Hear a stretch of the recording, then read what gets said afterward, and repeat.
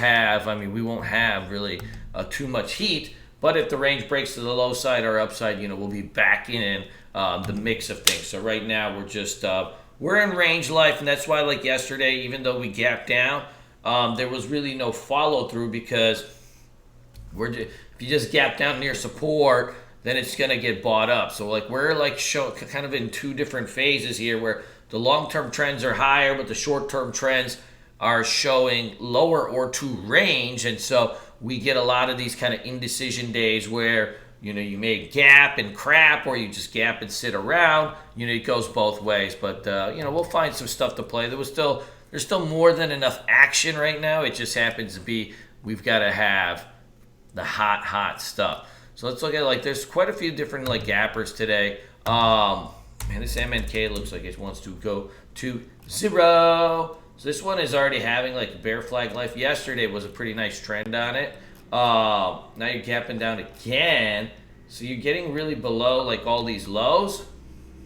I think that this one is I think this one's going to be one you can probably put on your list if you like that kind of price name. Home Depot is moving around a little bit. In the pre, you can see you're busting below these MAs over here. You've got a little bit of room to fall. The range should be okay. It's a thick stock though, right? A billion share float. You're not going to necessarily get you're not going to get the hottest range, right? In a stock it's that thick. So just be mindful. You play something like this, you're going to get you're going to get 1 or 2 points. Tesla's still gapping, Tesla's gapping down too. We're getting closer probably to a bounce point than, the short spot. You can see here this 180 is a big support level. So I've been watching this one. We're getting much closer to the bounce spot than before. So I think this one is top of the list for longs if we can get just a little bit of juice. KSS looks decent. If you look at its daily chart, it's already been trending down, but you should be busted below this level over here. I think that's actually a pretty clean breakdown. When you get something that's clean like that, that's top of the list. The issue on this one is going to be its retail. Retail sucks to trade. In general, retail sucks to trade, but we may have a little bit of action here. You can see some of these ETFs already getting dusted here. There's not that much pre-market action.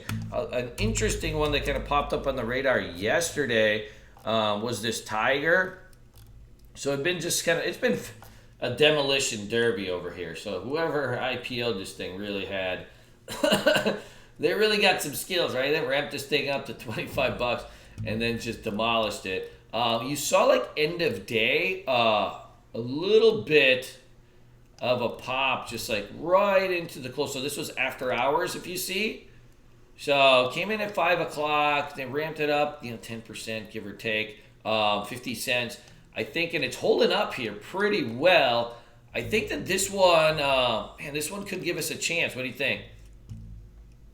Yeah.